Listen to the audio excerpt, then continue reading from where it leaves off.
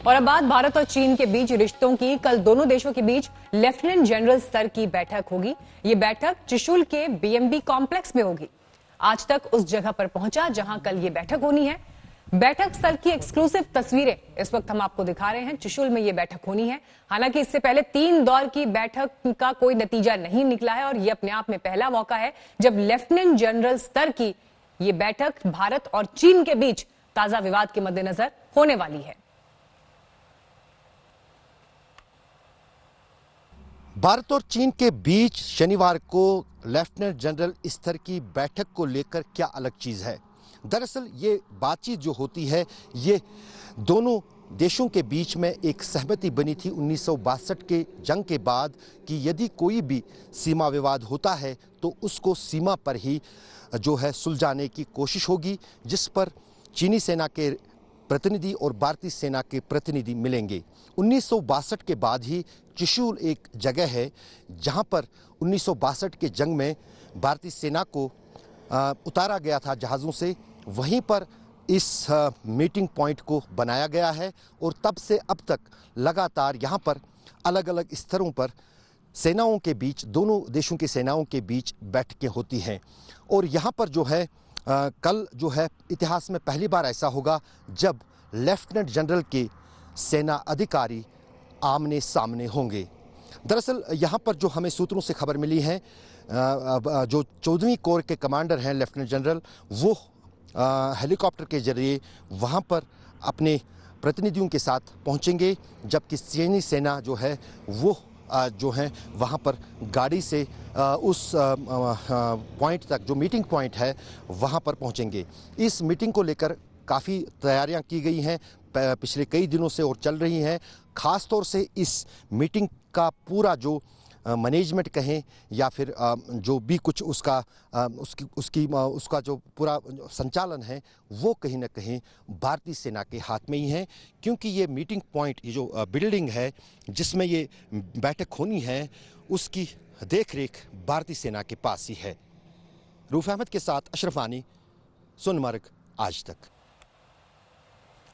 बढ़ते हैं आगे, अब रुक करते हैं कोरोना के आंकड़ों का। जैसे जैसे देश अनलॉक हो रहा है वैसे वैसे देश में कोरोना का कहर भी बढ़ता जा रहा है। अगर पिछले 24 घंटों की हम बात करें तो 10,000 केस बढ़े हैं पिछले 24 घंटे में। एक दिन में 273 मरीजों की मौत हुई है। कोरोना के कुल केस 2,26,000 के पार जा पहुंचे हैं। देश में कुल मौत का आंकड़ा 6,000 से ज्यादा है। दिल्ली, मुंबई जैसे शहरों में कोरोना की तेज रफ्तार डराने लगी है। तो देश की राजधानी का जिक्र हमने किया कि किस तरह से दिल्ली में तेजी से कोरोना का ग्राफ बढ़ा है। अगर इन आंकड़ों पर भी आप नजर डालें तो हर दिन 1,000 से ज्यादा मामले सामने आ रहे हैं। पिछले 2 दिन से 1,200 केसेस दिल्ली में रिपोर्ट हुए हैं। पिछले 5 दिन का कोरोना ग्राफ देखिए, यह आपको समझाएगा कैसे दिल्ली के वायरस का तेजी से अड्डा बनता जा रहा है। और नजर अगर आप पिछले 5 दिन के आंकड़ों पर डालें तो लगातार ये ग्राफ ऊपर की तरफ जा रहा है। 1,200 मरीज पिछले 2 दिन में लगातार बढ़े हैं। देश की राजधानी दिल्ली में पिछले 24 घंटे में कोरोना के 1,349 मामले दर्ज किए गए हैं, जिसके बाद दिल्ली में टोटल पॉजिटिव मामलों का जो आंकड़ा है वो 25,000 के पार जा चुका है। आपको बता दें पिछले 24 घंटे में दिल्ली में 22 मौतें हुई हैं, जिसके बाद जो कुल मौतों का आंकड़ा है वो 650 तक पहुंच चुका है। आपको बता दें मुख्यमंत्री अरविंद केजरीवाल लगातार दावे कर रहे हैं कि दिल्ली में पर्याप्त मात्रा में व्यवस्थाएं हैं, पर्याप्त जो बेड्स हैं पेशेंट्स के लिए वो उपलब्ध हैं, लेकिन रोजाना ही ऐसे मामले देखने को मिल रहे हैं कि कई सारे पेशेंट्स का अस्पताल में दाखिला नहीं हो पाता है, जिसके कारण उनको अपनी जान तक गंवानी पड़ जाती है। हालांकि जिस तरीके से अनलॉक 1 में कई सारे लोग दिल्ली की सड़कों पर देखने को मिल रहे हैं, ऐसे में दिल्ली में जो नए आंकड़े आ रहे हैं वो काफी ज्यादा चिंताजनक हैं। कैमरा पर्सन नासिर खान के साथ निखिल लखवानी, दिल्ली, आज तक। लेकिन दिल्ली में बीते 24 घंटे में आंकड़े जिस तरह से बढ़े हैं और बीते 2 दिन से लगातार 1,200 की रफ्तार से ये आंकड़े बढ़े हैं और ये अपने आप में अब चिंता का विषय है, क्योंकि देश की राजधानी 20,000 के पार कर चुकी है आंकड़े। और इस लिहाज से हर बीतता दिन एक नई चिंता लेकर राजधानी के लिए आ रहा है। और इसी बीच किस तरह से दिल्ली सरकार और केंद्र के बीच एक टकराव दिख रहा है, उसमें आरएमएल अस्पताल को लेकर खबर यह है कि दिल्ली सरकार और केंद्र आमने सामने है। दिल्ली सरकार आरोप लगा रही है कि आरएमएल अस्पताल कोरोना की गलत रिपोर्ट दे रहा है। केंद्रीय स्वास्थ्य मंत्री ने दिल्ली सरकार के आरोपों को खारिज करते हुए राजनीति करने का आरोप लगाया। अभी हमने कल 3 नए अस्पतालों को पूरा 100% कन्वर्ट कर दिया है, तो हम लोग इसको ध्यान रख रहे हैं और जो भी है बेड्स की कमी नहीं होगी। सर, आरएमएल अस्पताल के टेस्ट को लेकर सवाल उठे हैं। हाँ, कल बताया था कि वो गलत टेस्टिंग कर रहे हैं। एक दिन में 1,40,000 टेस्ट हम कर रहे हैं और आज भी दिल्ली में जो डीएसटी के अंदर बायोटेक्नोलॉजी में लैब्स क्रिएट किए, वहाँ पर आज भी सैंपल्स नहीं पहुँच रहे हैं। तो जो सिस्टम के अंदर जो चीज़ें क्रिएटेड हैं, आपको और लैब्स खोलनी है, आप खोल लीजिए, हम उसके लिए सपोर्ट करेंगे आपको, ऐसा नहीं है। बट डोंट ब्लेम जो इंस्टीट्यूशनलाइज्ड मैकेनिज्म्स हैं, रिप्यूटेड मैकेनिज्म्स हैं, और आप जो पैथोलॉजिस्ट जो टेस्ट करते हैं, they are all highly qualified people. कोई किसी पॉजिटिव को नेगेटिव कहने का आपको कोई अधिकार नहीं है, किसी नेगेटिव को पॉजिटिव कहने का कोई अधिकार आपको नहीं है। इसलिए we don't want to get into these controversies, we have to go by the professional opinions. तो दिल्ली सरकार और केंद्र सरकार आमने सामने आरएमएल अस्पताल की रिपोर्ट्स को लेकर, लेकिन इस बीच बॉर्डर कब अनलॉक होगा दिल्ली में, ये भी साफ नहीं है। बॉर्डर खोलने और कोरोना से लड़ने को लेकर दिल्ली सरकार का क्या प्लान है, आइए सुनते हैं सीधे दिल्ली के डिप्टी सीएम मनीष सिसोदिया से।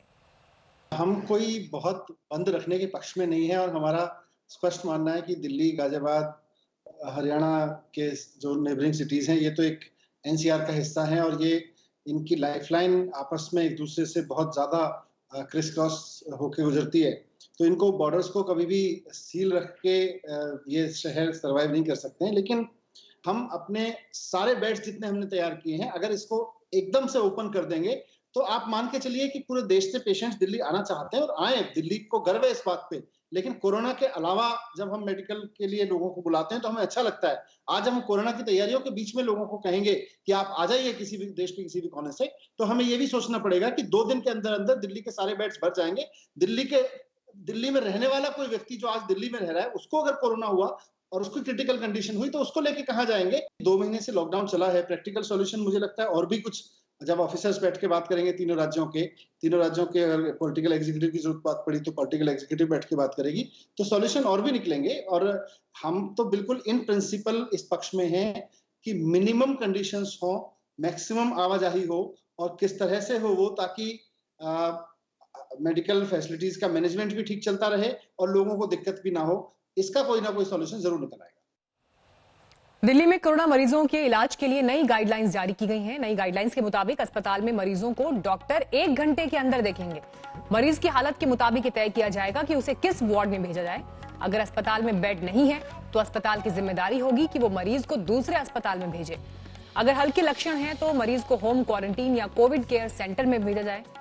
मरीज को होम क्वारंटीन के लिए सारी बातें अच्छी तरह से समझा कर भेजा जाए। अगर मरीज को लगे कि उसे सही इलाज नहीं मिल रहा तो वो अस्पताल की हेल्पलाइन पर कॉल करे।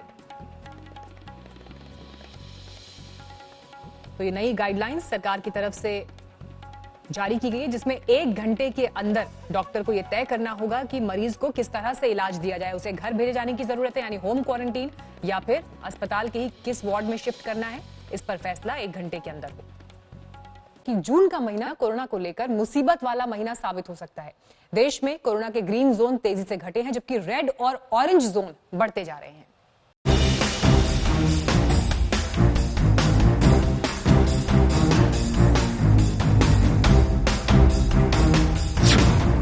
कोरोना केस 2 लाख पार, बढ़ते जा रहे हैं रेड जोन। कोरोना पर आफत का जून।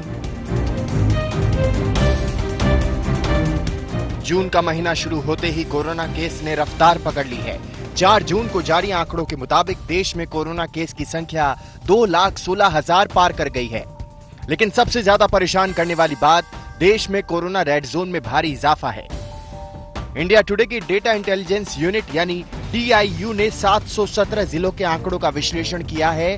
उसके मुताबिक 1 अप्रैल तक 717 जिलों में से केवल 1% जिलों में 50 या इससे ऊपर कोरोना के मामले दर्ज किए गए थे, जबकि ठीक 2 महीने के बाद देश के लगभग आधे जिले रेड जोन में बदल गए हैं। 1 अप्रैल तक केवल 6 जिलों में 50 या उससे अधिक कोरोना वायरस के मामलों की रिपोर्ट दर्ज की गई थी, जबकि ये संख्या 2 जून को बढ़कर 345 हो गई है। तो क्या वो आशंका सही साबित हो रही है कि जून में मामला बिगड़ सकता है? समझना जरूरी है कि कोरोना के केसेस तो काफी देर तक आएंगे। ये ऐसा नहीं है कि एकदम बीमारी खत्म हो जाएगी, we will have to live with corona. लेकिन ये भी सही है कि हमें कोशिश करनी है कि आस्ता आस्ता केसेस कम हो, और जो हॉटस्पॉट्स हैं उसमें इतने ज़्यादा केसेस ना हो। केसेस आस्ता आस्ता जो बढ़ रहे हैं उसके लिए जो प्रेडिक्शन है वो यही है कि समवेयर अराउंड जून एकदम केसेस काफ़ी ज़्यादा हो जाएंगे, उसकी हमें तैयारी करनी चाहिए। जिलावार आंकड़ों से पता चलता है कि रेड जोन में 98% और ऑरेंज जोन में 44% तक बढ़ोतरी दर्ज की गई है। 2 महीने पहले देश में ग्रीन जोन 69% थे, अब ये संख्या घटकर 9% हो गई है। इस अवधि में ज्यादातर जिले जो ग्रीन जोन थे अब रेड जोन में आ गए हैं। महाराष्ट्र में 3 सबसे अधिक प्रभावित जिले हैं, मुंबई, पुणे और ठाणे। मुंबई देश का सबसे बुरी तरह प्रभावित जिला है। इसके बाद चेन्नई, अहमदाबाद, ठाणे और पुणे आते हैं। भारत में 2 जून तक कोरोना वायरस के जितने मामले दर्ज हुए हैं उसका लगभग आधा यानी 90,000 केस इन 5 जिलों में दर्ज किए गए हैं। पिछले एक सप्ताह में भारत के लगभग 15% जिलों में कोरोना वायरस के मामलों में 100% से ज्यादा की वृद्धि दर्ज की गई है। कोरोना के बढ़ते मामलों में एक और चिंता और चौंकाने वाली बात सामने आ रही है। कई जिले अचानक कोरोना केस में चिंता बनकर उभरे हैं। प्रवासी मजदूरों के लौटने को इसकी बड़ी वजह माना जा रहा है, लेकिन राहत की बात यह है कि देश में कोरोना से मृत्यु दर कम है। स्वास्थ्य और परिवार कल्याण मंत्रालय के मुताबिक वैश्विक औसत 6.13% की तुलना में भारत में कोरोना केस की मृत्यु दर 2.8% है। नई दिल्ली से दीपू राय के साथ आज तक ब्यूरो। बात दिल्ली हिंसा की, जिसके तार अब निजामुद्दीन मरकज तक पहुंच गए हैं। मौलाना साद के एक करीबी का कनेक्शन हिंसा के मास्टरमाइंड के साथ निकला है, जो कि अपने आप में कई सवाल खड़े कर रहे हैं।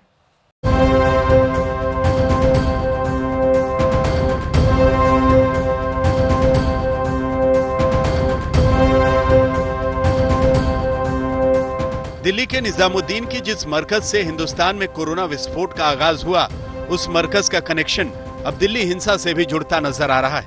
हिंसा के तार मरकज के अमीर मौलाना साद तक पहुंच गए हैं। दिल्ली हिंसा की जांच कर रही पुलिस को तबलीगी जमात के मरकज कनेक्शन का पता चला है।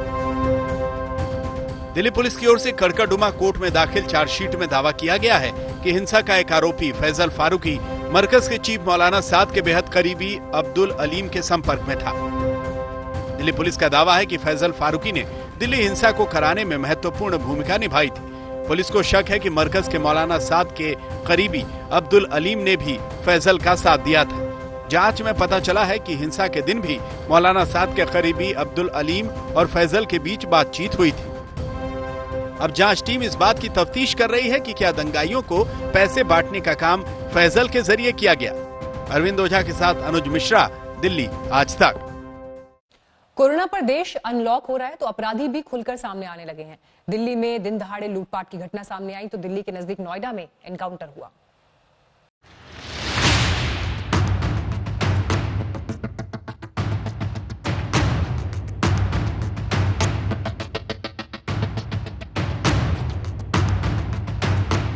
कोरोना लॉकडाउन के बाद देश को अनलॉक करने की क्या शुरुआत हुई, घरों में बंद अपराधी भी बाहर निकलने लगे।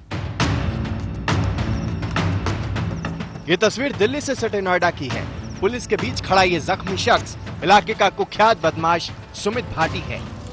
25,000 के नामी बदमाश सुमित को कल देर रात दादरी पुलिस और एसओजी ग्रेटर नोएडा टीम ने चक्रसेनपुर मार्ग पर एनकाउंटर के बाद पकड़ लिया। एनकाउंटर में सुमित के पैर में गोली लगी। पुलिस के मुताबिक सुमित के साथी बदमाश अंधेरे का फायदा उठाकर फरार हो गए। बदमाश के कब्जे से लूट का मोबाइल फोन, बाइक, तमंचा और कारतूस बरामद हुआ है।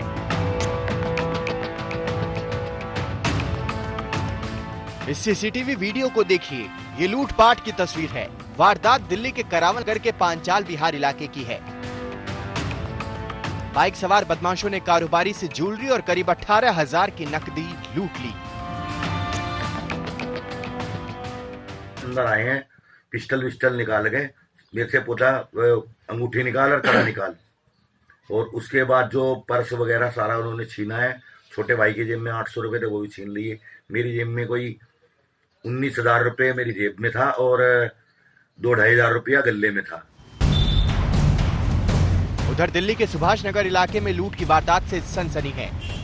दूध लेने आए एक शख्स से बाइक सवार 2 बदमाशों ने हथियार दिखाकर सोने का कड़ा लूट लिया। लॉकडाउन के दौरान देश में आपराधिक वारदात रुक गए थे, लेकिन लॉकडाउन बंद शुरू होते ही अपराध की खबरें आने लगी हैं। एक दिन पहले ही दिल्ली में आईआईटी फ्लाईओवर के पास बाइक पर आई बदमाशों की टोली ने कार से जा रहे एक पायलट को लूट लिया था। आज तक ब्यूरो। कोरोना संक्रमण से पूरी दुनिया परेशान है, लेकिन पाकिस्तान की फितरत नहीं बदली। दिल्ली में पाकिस्तानी जासूसों की पोल खुली तो इस्लामाबाद में इसकी बौखलाहट दिखने लगी है। भारतीय राजनयिकों को निशाना बनाया जाने लगा है। राजनयिक गौरव आहलूवालिया को परेशान किया गया, उनकी कार का पीछा किया गया, घर पर पहरा लगा दिया गया। बौखलाहट सरहद पर भी दिखाई दी। जम्मू कश्मीर के हीरानगर सेक्टर में पाकिस्तान ने सीज फायर का उल्लंघन किया। अंतर्राष्ट्रीय सीमा पर पाकिस्तान की तरफ से गोला बारूद दागे गए, लेकिन पाकिस्तानी परस्त आतंकवादियों की एक नहीं चली। राजौरी में सुरक्षा बलों ने एक आतंकवादी का सफाया कर दिया, जिसके पास से भारी मात्रा में हथियार बरामद हुआ। लेकिन पाकिस्तान ने एक बार फिर गीदड़ भभकी दी है। इमरान खान को उंगलियों पर नचाने वाली पाकिस्तान की सेना ने भारत के खिलाफ आग उगली है, लेकिन इस बार भी उसने प्रोपेगेंडा का ही सहारा लिया। कश्मीर से लेकर कई मुद्दों पर शेखी बघारने वाले पाकिस्तानी सेना पहले की तरह इस बार फिर आईना देखना भूल गई।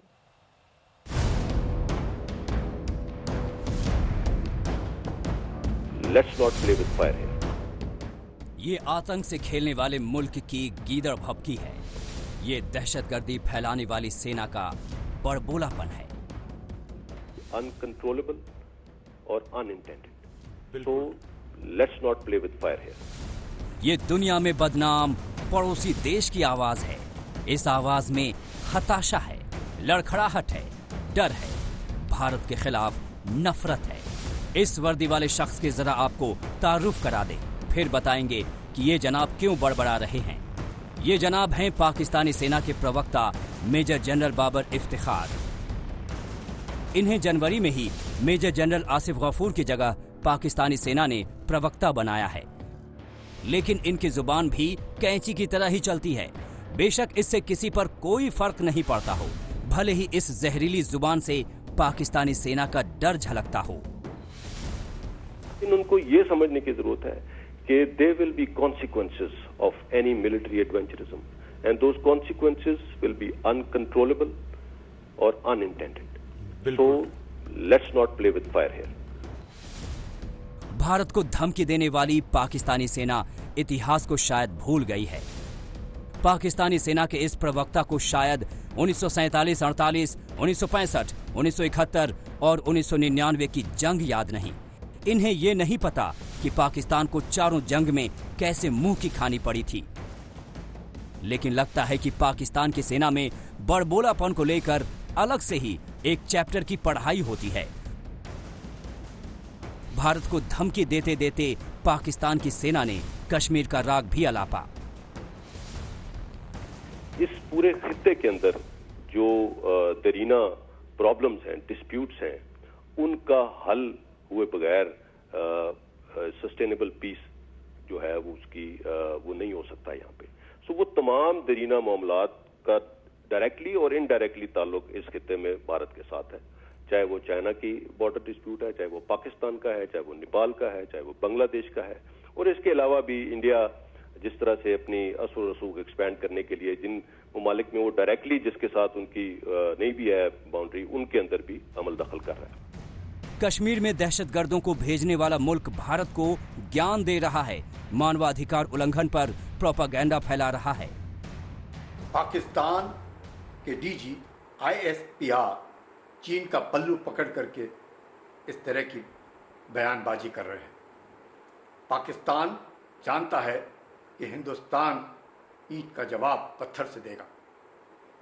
यदि पाकिस्तान ये सोचता है कि वो लॉन्च पैड्स रखे आतंकवादियों को हिंदुस्तान में ढकेल सकता है या सीज फायर वायलेशंस कर सकता है, तो उसे मुंह तोड़ जवाब दिया जाएगा। प्रोपेगेंडा फैलाने में माहिर पाकिस्तान की सेना बलूचिस्तान में भी दशकों से यही करती है। वहां अपने गुनाहों के हिसाब को छुपाती है, लेकिन उसकी कोशिशें हर बार बेनकाब होती रही हैं। बलूचिस्तान में बलोचियों के साथ जुल्म सितम जारी है। यहाँ हैवानियत पर उतारू पाकिस्तान की सेना ने सारी हदें पार कर दी हैं। हजारों बलूच राजनेताओं, सामाजिक कार्यकर्ताओं, छात्रों, वकीलों, पत्रकारों, इंजीनियरों, डॉक्टरों और शिक्षकों को गायब कर चुकी है, मौत के घाट उतार चुकी है और ये सितम आज भी जारी है। इतना ही नहीं, पख्तूनों ने भी पाकिस्तानी सेना और इमरान की सरकार के खिलाफ आवाज बुलंद कर दी है, लेकिन शांत जम्मू कश्मीर में झांकने की अपनी पुरानी आदत से वो बाज नहीं आता है। अपने अंदरूनी हालात को सुधारने में नाकामयाब रहा पाकिस्तान कश्मीर के सुधरते हालात पर आतंक का कुचक्र रचने में जुटा हुआ है।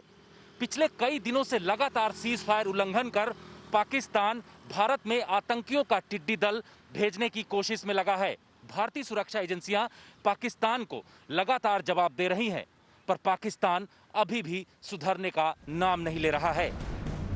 प्रोपेगेंडा फैलाने में माहिर पाकिस्तानी सेना की मानसिक दिवालियापन का भी नमूना देख लीजिए। इफ्तिखार ने आरोप लगा दिया कि भारत ने कोरोना संक्रमित आतंकवादियों को पाकिस्तान भेजा। नफरत की आग में जल रहे पाकिस्तान को ऐसे बयान से कोई फायदा होने वाला नहीं। ये बातें उसकी सेना को भी समझ लेनी चाहिए और पाकिस्तान के हुक्मरानों को भी। पिछले 7 दशकों से पाकिस्तान के हुक्मरान, आईएसआई और आर्मी आतंकियों के पिछलग्गू बन करके भारत को आग से न खेलने की नसीहत देते आए हैं, पर पाकिस्तान को ये पता नहीं है कि भारतीय सुरक्षा एजेंसियों ने जो तैयारी की है वो खुद ही इस आग से झुलस जाएंगे। पाकिस्तान के खिलाफ भारतीय सुरक्षा एजेंसियों ने जो चक्रव्यूह रचा है उसमें अब वो किसी भी जगह टिक नहीं पाएगा और उसको हर जगहों पर मुंहतोड़ जवाब देने की तैयारी है। कैमरामैन प्रमेन शर्मा के साथ जितेंद्र सिंह, आज तक।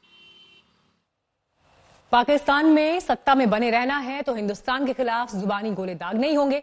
सीमा पार की सियासत कुछ ऐसी ही रही है, तभी तो प्रधानमंत्री इमरान खान से लेकर मंत्री संतरी हर शख्स एटम बम से कम की बात नहीं करता। दुनिया की नजरों में पाकिस्तान बार बार अपनी भद पिटा चुका है, लेकिन फिर भी वो इस तरह के बयान देता रहता है।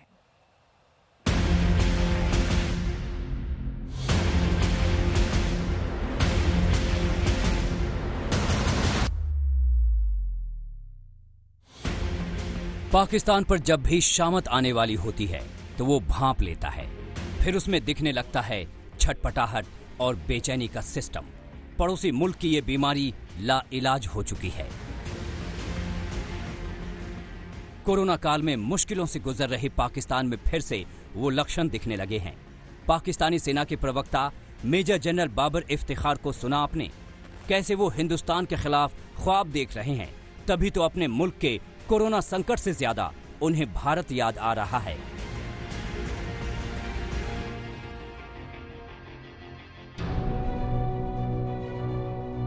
पाकिस्तान की सियासत ही कुछ ऐसी है। इफ्तिखार बाबर से पहले उनकी जगह तैनात थे आसिफ गफूर। उनका परिचय सिर्फ इतना ही नहीं, उनके बयान के आगे तो इफ्तिखार बाबर भी नहीं टिकते। जब तक कुर्सी संभाली तब तक कश्मीर को सुलगाने में जुटे रहे। डिप्लोमेसी का काम है कि वो डिप्लोमेसी के जरिए तनाज़ात को हल करे, तो फॉरेन मिनिस्टर और फॉरेन ऑफिस का यही काम है कि वो अपनी भरपूर एफर्ट करें और जंग को अवॉइड करें। एक हुकूमत के प्राइम मिनिस्टर के तौर पे प्राइम मिनिस्टर की भी यही कोशिश होगी, 72 साल से ये चलते रहे हैं, उस दौरान जंगें में हुई हैं, लेकिन हुकूमत की यही कोशिश होती है कि वो मसलों को डिप्लोमेसी के जरिए, जो बाकी एलिमेंट्स ऑफ नेशनल पावर हैं उसके जरिए। लेकिन आप मिलिट्री जो है, जब हमारा एलिमेंट आता है तो we are for the war fighting. Pakistan की लाइन लेंथ में भारत से दुश्मनी रही है, तभी तो हफ्ते भर पहले प्रधानमंत्री इमरान खान ने मोदी सरकार पर विवादित बयान दिया था। उन्होंने कहा था कि हिंदू कट्टरपंथी मोदी सरकार अपनी विस्तारवादी नीतियों को नाजी जर्मनी की तरह लागू कर रही है। ये भारत के पड़ोसी देशों के लिए खतरा बनती जा रही है। नागरिकता कानून के जरिए बांग्लादेश, चीन और नेपाल के साथ सीमा विवाद और पाकिस्तान के खिलाफ फर्जी कार्रवाई इसका उदाहरण है।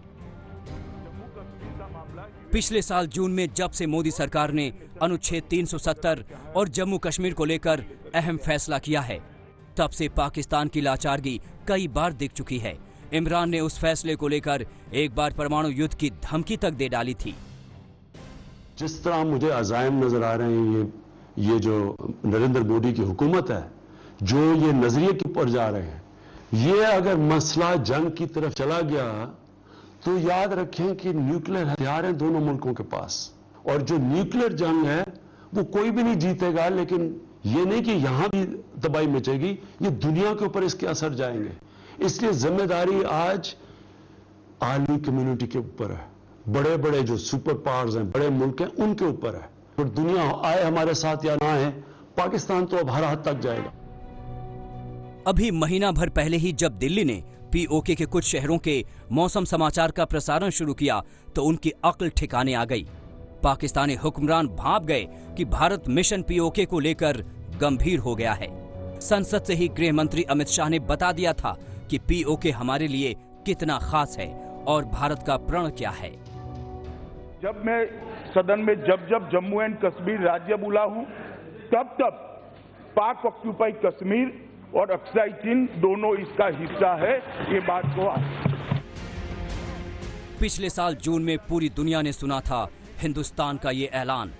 खुला चैलेंज था पाकिस्तान को। तभी तो इमरान के मंत्री को मोदी नाम से ही करंट लगने लगा था। रेल मंत्री शेख राशिद ने भारत सरकार के खिलाफ रैली की तो झटके से होश ठिकाने आ गए थे। हम तुम्हारी मोदी नीयतों से वाकिफ हैं। तुम्हारा रस का करंट लग गया, खैर है, कोई बात नहीं, कोई नहीं।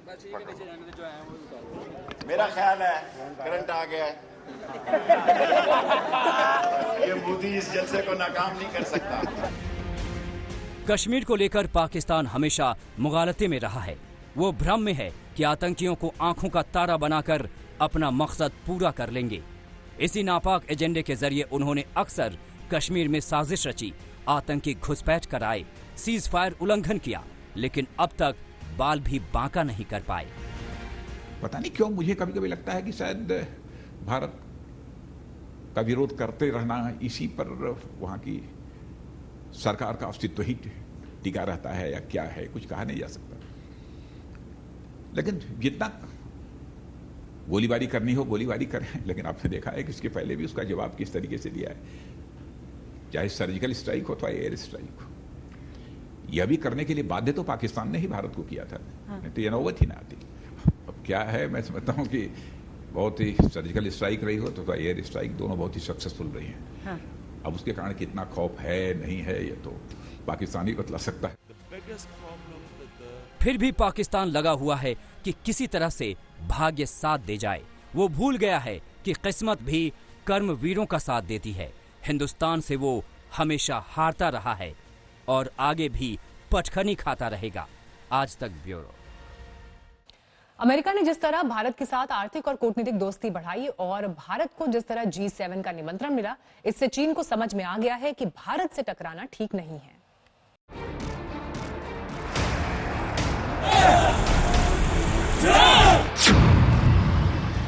लद्दाख में चीन ने कैसे खींच लिए अपने कदम पीछे।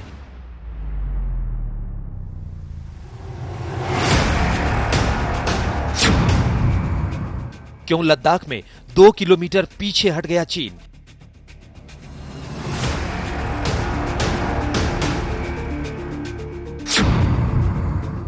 क्यों आपसी बातचीत से सुलह पर आ गया चीन।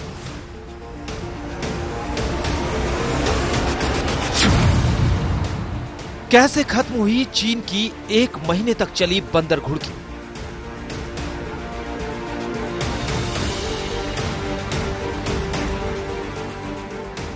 इन सवालों का जवाब जानने के लिए आपको भारत के उस तेवर और ताकत को पहचानना जरूरी है जिनमें दुनिया की सबसे बड़ी शक्ति अमेरिका चीन के सामने भारत के साथ खड़ी है। अमेरिका के राष्ट्रपति डोनाल्ड ट्रंप भी चीन से बेहद दुखी और नाराज है और ऐसे में उनके लिए उम्मीद की किरण बने प्रधानमंत्री नरेंद्र मोदी, जिनकी तारीफ वो बार बार करते रहते हैं। Me in India. I think they like me in India certainly more than the media likes me in this country. And I like Modi. I like your Prime Minister a lot. He's a great gentleman. मंगलवार को प्रधानमंत्री नरेंद्र मोदी के लिए America के राष्ट्रपति Donald Trump का phone आया। एक तरफ फोन पर दुनिया के सबसे बड़े लोकतंत्र का प्रधानमंत्री, तो दूसरी तरफ दुनिया के सबसे पुराने लोकतंत्र का राष्ट्रपति। ये अमेरिका और भारत की दोस्ती का नया सूत्रपात है। इस दोस्ती के दो पार्टों के बीच फंस गया है चीन।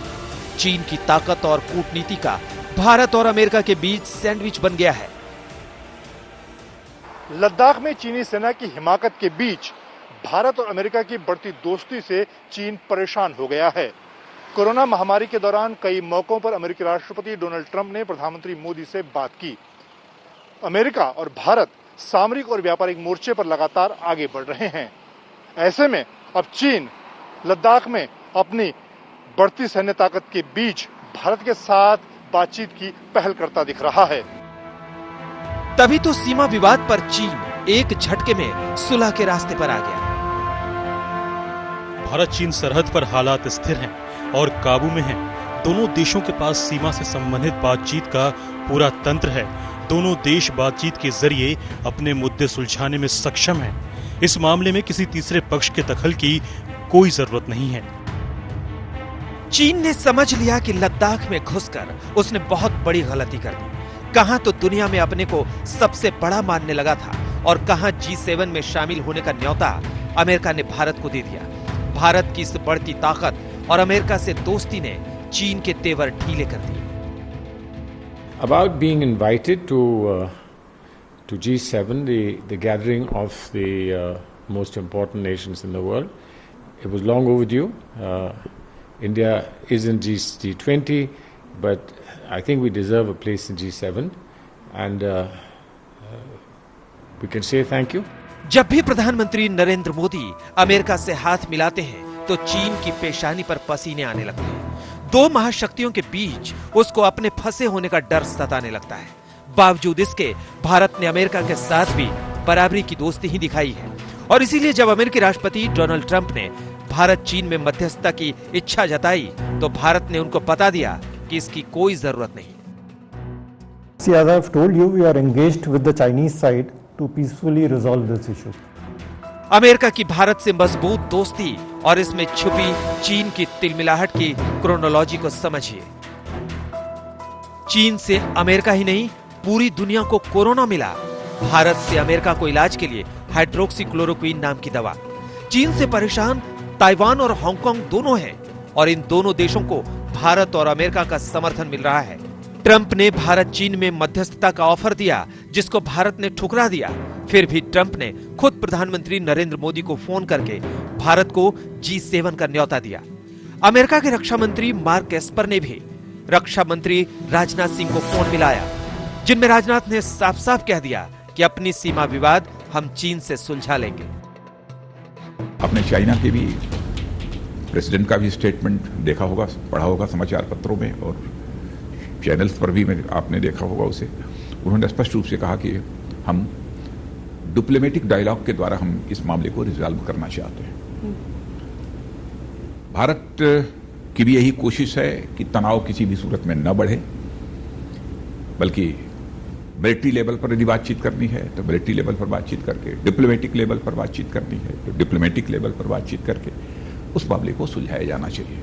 और इस समय मैं जानकारी देना चाहता हूं कि मिलिट्री लेवल पर और डिप्लोमेटिक लेवल पर इस समय चाइना के साथ बातचीत चल रही है। चीन की सांसें तो भारत और अमेरिका की दोस्ती के दबाव से ही फूल रही थी। उस पर से ऑस्ट्रेलिया ने जिस तरह से मजबूत दोस्ती का हाथ बढ़ाया है, उससे चीन और परेशान होगा। कि भारत और ऑस्ट्रेलिया के संबंधों को और सशक्त करने के लिए ये परफेक्ट समय है, परफेक्ट मौका है। अपनी दोस्ती को और मजबूत बनाने के लिए हमारे पास असीम संभावनाएं हैं। ये संभावनाएं अपने साथ चैलेंजेस भी लाती हैं। चैलेंजेस की किस तरह इस पोटेंशियल को वास्तविकता में ट्रांसलेट किया जाए, विचार की आवश्यकता है। लद्दाख से चीन के पीछे हटते कदम के बीच भारत ने अमेरिका से लेकर ऑस्ट्रेलिया जैसे देशों से दोस्ती का ऐसा चक्रव्यूह बुना है जिसमें चीन को अपने फंसने का खतरा साफ साफ दिख रहा है। आज तक ब्यूरो। चीन को आर्थिक मोर्चे पर भारत और अमेरिका की दोस्ती से करारी चोट पड़ रही है। भारत आज चीन से ज्यादा अमेरिका के साथ कारोबार करता है। दूसरी तरफ कोरोना से नाराज अमेरिका चीन को करारा जवाब देने के लिए कई मोर्चों पर काम कर रहा है।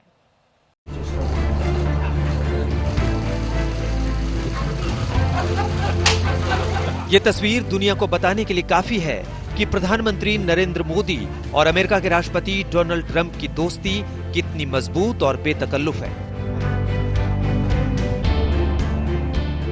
Let me begin by expressing my profound gratitude to an exceptional leader, a great champion of India, a man who works night and day for his country, and a man I am proud to call my true friend, Prime Minister Modi.